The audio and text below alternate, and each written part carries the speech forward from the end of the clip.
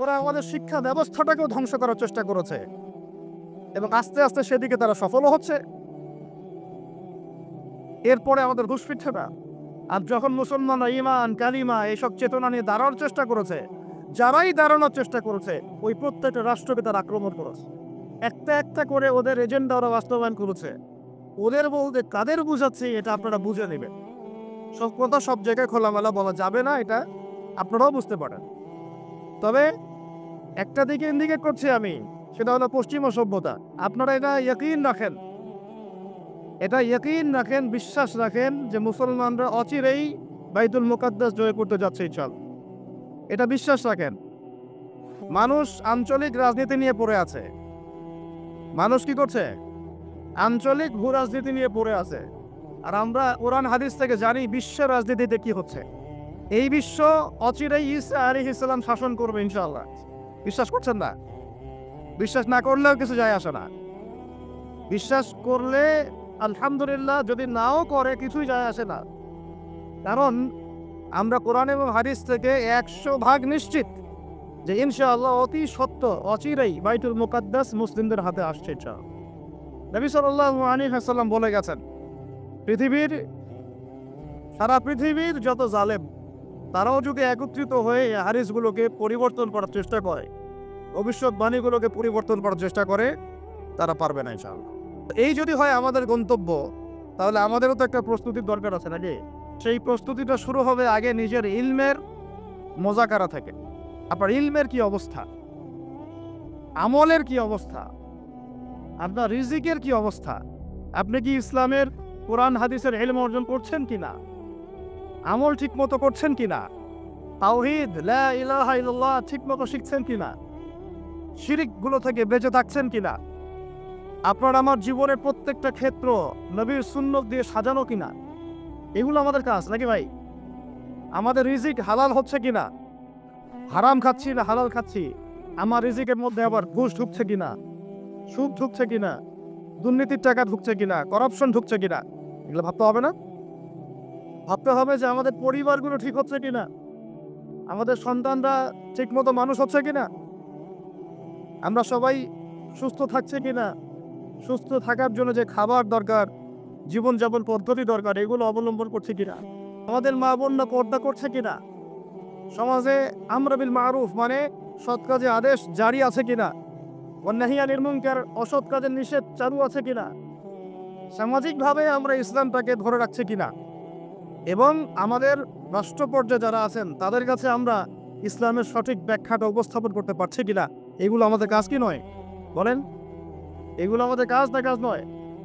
এগুলো আমাদের প্রিপারেশন, প্রস্তুতি।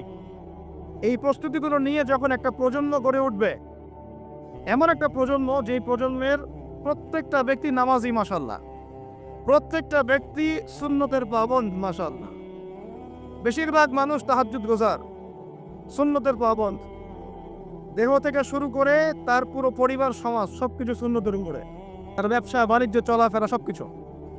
এমন প্রজন্ম যখন আসবে যাদের রিজিকে কোনো হারাম নাই, হালাল দিয়ে ভর্তি, যারা রাতের বেলার দরবেশ, রাতের বেলার কি দরবেশ, দিনের বেলার ঘোরসাওয়ার, এমন প্রজন্ম যখন আসবে দেখবেন ইনশাআল্লাহ তাআলা বাইতুল মুকাদ্দাস আমাদের হাতে চলে আসবে।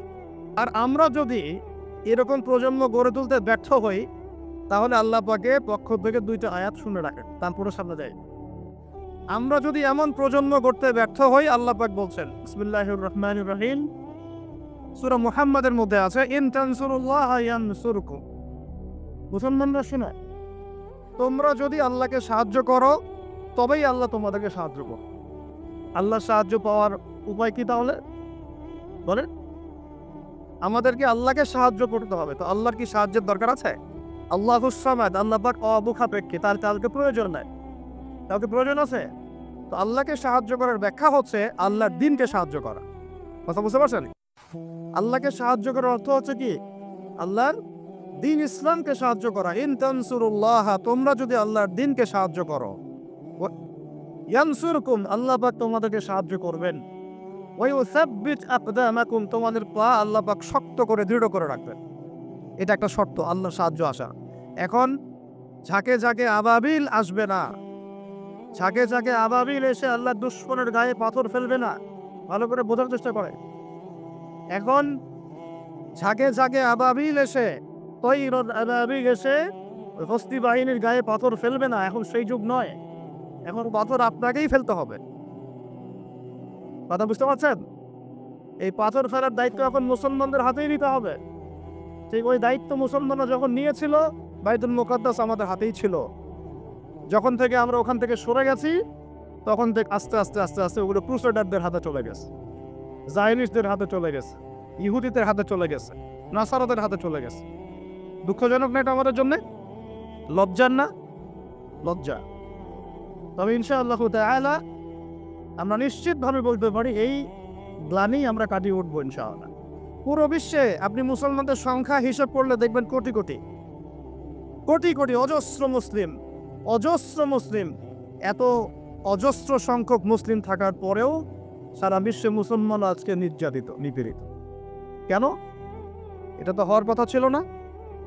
কারণ এইগুলাই, আমরা নামাজ ছেড়ে দিয়েছি, আমরা মসজিদ ছেড়ে দিয়েছি, মসজিদমুখী না হয়ে আমরা মোবাইলমুখী হয়েছি। এখন আমরা কোরআনমুখী না হয়ে গার্লফ্রেন্ডমুখী হয়েছি। আমরা এখন হালাল রিজিক বাদ দিয়ে সুদ খাচ্ছি। আমরা এখন আল্লাহর পথে দাওয়াত এবং জিহাদের মেহনত বাদ দিয়ে পাবজি, ফ্রি ফায়ার নিয়ে পড়ে আছি। যুব সমাজ মাদক নিয়ে পড়ে আছে। আলেমদের মধ্যে একটা শ্রেণী তাদের দায়িত্ব এড়িয়ে যাচ্ছেন, আপোষে ইখতিলাফে বিভক্ত হয়ে যাচ্ছেন। উম্মাহকে আমরা টুকরা টুকরা করে ফেলছি এবং উপর থেকে আমাদেরকে সহযোগিতা করা হচ্ছে না। এই সার্বিক বিষয়গুলো যখন একত্রিত হয়েছে, তখন উম্মতের উপরে গ্লানি, লাঞ্ছনা নেমে এসেছে।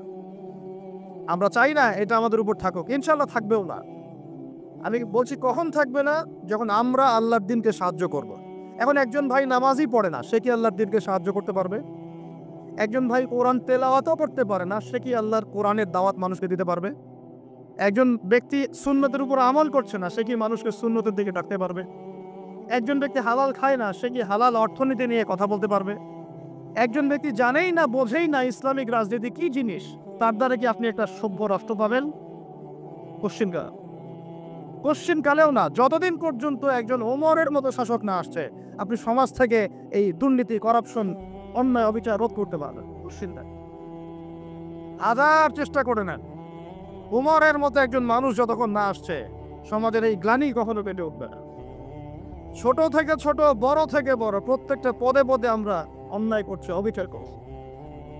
একদম সবজিওয়ালা থেকে শুরু করে উচ্চ পর্যায় পর্যন্ত সবাই 2 নম্বরই করার চেষ্টা করছে। ওমর ইবনে খাত্তাব রাদিয়াল্লাহু আনহুর শাসন ব্যবস্থা পুরো দেখবেন, এরপরে চিন্তা করবেন যে আমরা কোন জায়গায় আছি আর আমাদের কোন জায়গায় যাওয়া উচিত ছিল। শতাব্দীর পর শতাব্দী চলে গেল, এখন পর্যন্ত আমাদের হুঁশ ফিরছে না। আর কতগুলো মুসলমানের জীবন গেলে আমাদের হুঁশ ফিরবে? যেদিন আমার বাড়িতে বোম পড়বে ওই দিন হুঁশ ফিরবে, যেদিন আমার বাসায় এসে বোমটা পড়বে ওই দিন হুঁশ ফিরবে, চোখ খুলবে আমাদের। একটা একটা করে ওদের এজেন্ডা ওরা বাস্তবায়ন করেছে। ওদের বলতে কাদের বুঝাচ্ছি এটা আপনারা বুঝে নেবেন। সব কথা সব জায়গায় খোলামেলা বলা যাবে না, এটা আপনারাও বুঝতে পারেন। তবে একটা দিকে ইন্ডিকেট করছি আমি, সেটা হলো পশ্চিমা সভ্যতা। কোন সভ্যতা? যারা যারা সরাসরি মদদ দিয়ে এই জারজ ইসরায়েল রাষ্ট্রকে প্রতিষ্ঠা করেছে। এদের একটা এজেন্ডা, তারা পুরো বিশ্বটাকে শাসন করতে চায়, এটা ওদের এজেন্ডা। এই এজেন্ডাটাকে বাস্তবায়ন করার জন্য তারা প্রথমত মুসলমানদের মধ্যে বিভক্তি সৃষ্টি করেছে, তারপরে মুসলমানদেরকে 60-70টা রাষ্ট্রে বিভক্ত করে দিয়েছে, মুসলমানদের খেলাফত ব্যবস্থাকে ধ্বংস করে দিয়েছে, মুসলমানদের অর্থনীতির মধ্যে সুদ চালু করে দিয়েছে। এরপরে সংস্কৃতির অঙ্গনের মধ্যে শিরকের বিষ বাষ্প ঢুকিয়ে দিয়েছে। এরা মুসলমানদের সাথে এমন প্রতারণা করেছে যে মুসলমানরা ওকে যদি বন্ধুরূপে গ্রহণ করে, ওর আর শত্রুর প্রয়োজন নাই। ওরা আরো কি করেছে? ওরা আমাদের শিক্ষা ব্যবস্থাটাকেও ধ্বংস করার চেষ্টা করেছে এবং আস্তে আস্তে সেদিকে তারা সফলও হচ্ছে। এরপরে আমাদের হুঁশ ফিরছে না। আর যখন মুসলমানরা ঈমান, কালিমা এইসব চেতনা নিয়ে দাঁড়ানোর চেষ্টা করেছে, যারাই দাঁড়ানোর চেষ্টা করেছে ওই প্রত্যেকটা রাষ্ট্রকে তারা আক্রমণ করেছে। বিশ্বের বুকে তাকিয়ে দেখেন, একটা একটা করে নাম মেনশন করা যাবে। এরপরে আমরা পড়ে আছি আমাদের সেই ছোট চিন্তার মধ্য দিয়ে। ক্ষুদ্র চিন্তা নিয়ে কে কোন দল করি আর কে কোন সংগঠন করি, কে কোন রাজনৈতিক দল করি, কে কোথায় হাত বাঁধি, কে আমিন জোরে বলি, কে আসতে বলি, এইগুলোই আমাদের আলোচনার বিষয় হয়ে গেছে। এখন পর্যন্ত বুঝতে পারলাম না যে আমরা সবাই মিলে একটা জাতি, একটা উম্মাহ। আমাদেরকে আল্লাহ দায়িত্ব দিয়েছেন আল্লাহর জমিনে খেলাফতের দায়িত্ব। আল্লাহ পাক আদম আলাইহিস সালামকে এই জমিনে খলিফা করে পাঠিয়েছেন। নূহ আলাইহিস সালাম এই জমিন আল্লাহর খলিফা ছিলেন, ইব্রাহিম খলিফা ছিলেন, মূসা খলিফা ছিলেন, দাউদ খলিফা ছিলেন, সুলাইমান খলিফা ছিলেন, ইউসুফ খলিফা ছিলেন, মূসা ঈসা খলিফা ছিলেন, মুহাম্মদ রাসূলুল্লাহ সাল্লাল্লাহু আলাইহি ওয়াসাল্লাম আল্লাহর খলিফা ছিলেন। এরপরে আবু বকর সিদ্দিক, ওমর, ওসমান, আলী তারা আল্লাহর খেলাফতের দায়িত্ব পালন করেছেন। তখন মুসলমানরা বীরের মতো মাথা উঁচু করে বেঁচেছিল। একজন মুসলমানের গায়ে হাত তুলবে আর একটা মুসলমান মেয়ের ইজ্জত নষ্ট করবে, এই দুঃসাহস দেখানোর সাহস পুরো বিশ্বের কোথাও ছিল না। আর আজকে আমাদের চোখের সামনে হাজার হাজার মুসলমানকে মেরে ফেললেও একটা টু শব্দ করার কোনো সুযোগ নেই আমাদের। হাত পা বেঁধে ফেলা হয়েছে, হাত পা বেঁধে অত্যাচার করা হচ্ছে দিনের পর দিন। একদিন 200, 300, 500, 1000 ছোট ছোট বাচ্চাদেরকে বোম মেরে হত্যা করা হচ্ছে। আমরা কিছুই বলতে পারি। যারা এগুলোর পক্ষে কথা বলে তাদেরকে সমাজে বিতর্কিত করা হচ্ছে। এবং দাড়িটুপিওয়ালা কিছু মানুষ, তথাকথিত দাড়িটুপিওয়ালা কিছু মানুষ, এই মানুষগুলোকে বিতর্কিত করার দায়িত্ব নিয়ে নিয়েছে। আমাদের গোপন কোনো এজেন্ডা নাই। আমাদের এজেন্ডা একদম স্পষ্ট, সেটা হলো বাইতুল মুকাদ্দাস আমরা জয় করবো ইনশাআল্লাহ। এবং আমাদের কারোর সাথে কোনো শত্রুতা নাই। আমাদের সবাই মিলে আমরা যারা আছি, আমাদের প্রশাসন, আমাদের সরকার, আমাদের আম জনতা, আমাদের মা, আমাদের বোন, আমাদের ভাই, সবাই আমরা এক উম্মাহ ইনশাআল্লাহ। আমরা সবাই মুসলমান, এটাই আমাদের পরিচয়। বাস এর ভিতরে কিছু মুনাফিক ঢুকে গেছে, ওদেরকে আপনারা সাইজ করবেন ইনশাআল্লাহ। আগে ইলম অর্জন করেন, বিশ্বের প্রেক্ষাপট বোঝার চেষ্টা করেন। আল্লাহ রাব্বুল আলামিন আমাদেরকে মহান দায়িত্ব দিয়ে পাঠিয়েছেন। এই দুনিয়াতে আমরা এই দাসত্বের শৃঙ্খলে আবদ্ধ হতে আসি নাই, আমরা মাথা উঁচু করে শাসন করতে এসেছি।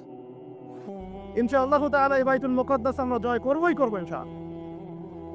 প্রত্যেকটা আলোচনায়, প্রত্যেকটা খুতবায়, প্রত্যেকটা মিম্বরে, প্রত্যেকটা বইয়ে, প্রত্যেকটা লেকচারে, এমনকি আমাদের চায়ের আসরগুলো থেকে শুরু করে পার্লামেন্ট পর্যন্ত বাইতুল মুকাদ্দাস নিয়ে আলোচনা করতে হবে ইনশাআল্লাহ। আমরা আমাদের জান, মাল, সময়, শ্রম যা আছে কিছু যদি না করতে পারি, অন্তত আমাদের সমর্থন দিয়ে আমরা মাজলুম ভাইদের পাশে থাকবো ইনশাআল্লাহ। না হলে আল্লাহ রাব্বুল আলামিনের কাছে আমাদেরকে কঠিন জবাব দিতে হবে। আরবের ওই মুনাফিকদের কথা বাদ দেন, আরবের চারপাশে যে মুনাফিকরা বসে আছে ওদের কথা বাদ দেন, ভুলে যান। এদের দ্বারা কোনো কাজ হবে না। বিগত 100 বছর থেকে ওদের চোখের সামনে ইহুদিরা আমাদের ভাইদেরকে মেরেছে, হত্যা করেছে, বোনদেরকে ধর্ষণ করেছে, তারা কিছুই করতে পারে না। যে গুটি কয়েক মানুষ এর বিরুদ্ধে প্রতিবাদ করেছে, ওদেরকে তারা সন্ত্রাসী আখ্যা দিয়েছে, এতটুকুই এরা করতে পেরেছে। এসব রাখেন নাটক তামাশা। ইনশাআল্লাহ আযজা ওয়া জাল এমন প্রজন্ম আমরা তৈরি করবো ইনশাআল্লাহ, যেই প্রজন্মে প্রত্যেকটা ভাই আমাদের কোরআন তেলাওয়াত করতে পারে, প্রত্যেকটা বোন কোরআন তেলাওয়াত করতে পারে, প্রত্যেকটা ভাই নামাজি মাশাআল্লাহ, প্রত্যেকটা ছেলে হবে ইসমাইলের মতো, পিতা হবে ইব্রাহিমের মতো, মারা হবে হাজরা এবং সারার মতো ইনশাআল্লাহ। একটা মেয়ে আপনি মানুষ করেন আয়েশা রাদিয়াল্লাহু আনহার মতো। একটা স্ত্রী নেন আপনি, একটা স্ত্রীকে আপনি খাদিজার মতো বানান ইনশাআল্লাহ। একটা প্রজন্ম আমাদেরকে গড়ে দেন।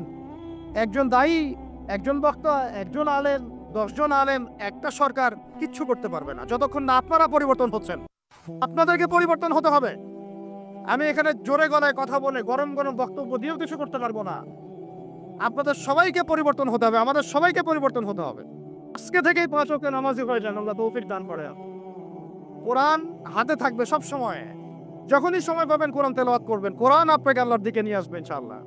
সুন্নত থাকবে, চেহারা থেকে শুরু করে দাড়ি ছেড়ে দেন, টাকটুর উপরে কাপড় উঠান। রিজিকের মধ্যে হারাম থাকলে ছেড়ে দেন, সুদ থাকলে ছেড়ে দেন, ঘুষ থাকলে বাদ দেন। যদি কারো সম্পদ অন্যায়ভাবে নিয়ে থাকেন, আজকে তওবা করে সে সম্পদ ফিরাই দিয়ে আসেন। লজ্জার কিচ্ছু নাই, গিয়ে বলবেন ভাই আমি ভুল করেছিলাম, বুঝি নাই, জানি নাই, তোমার সম্পদ অন্যায়ভাবে নিয়েছে, ভাই তুমি নিয়ে নাও। আপনার মর্যাদা আল্লাহ বাড়াই দিবে ইনশাআল্লাহ। আল্লাহ আপনাকে আসমান থেকে বেহিসাব রিজিক দেবে ইনশাআল্লাহ। যে বোন পর্দা করছো না, আজকেই পর্দা হবো ইনশাআল্লাহ। যারা পরিবারের প্রতি শিথিল, পরিবারের প্রতি কঠোর হন, আপনার সন্তানের প্রতি কঠোর হন, ভাইয়ের প্রতি কঠোর হন। দেখেন আপনার ভাই গোপনে জেনা করছে কিনা, মেয়েটা গোপনে জেনা করছে কিনা। এই ফ্রি মিক্সিং ত্যাগ করেন, ফ্রি মিক্সিং এর সংস্কৃতি ত্যাগ করেন, মোবাইলের সেলফির সংস্কৃতি ত্যাগ করেন, শোডাউন, আইওয়াশ এগুলো বন্ধ করেন। কিছু করার চেষ্টা করেন আল্লাহর জন্য। আল্লাহ পাক সবাইকে তৌফিক দান করেন। যারা আমরা মাদ্রাসায় পড়ি, আমরা যারা মাদ্রাসায় টুকটাক যাওয়া আসা করি, আমাদের জীবনের উদ্দেশ্য যেন এমন না হয় যে একটা ইমামতি হলেই বাস কাম খালাস। না, একটা ইমামতির জন্য আল্লাহ পেটে সৃষ্টি করেনি। একটা বই লিখেছি বাস অনেক কিছু হয়ে গেছে, একটা মাদ্রাসা প্রতিষ্ঠা করেছি বাস অনেক কিছু করে ফেলেছি, এমনভাবে কখনো চিন্তা করবেন না। স্বপ্ন বড় করেন, লম্বা স্বপ্ন দেখেন, দীর্ঘ স্বপ্ন দেখেন, বাইতুল মুকাদ্দাস পর্যন্ত স্বপ্ন নিয়ে যা। আল্লাহ তৌফিক দান।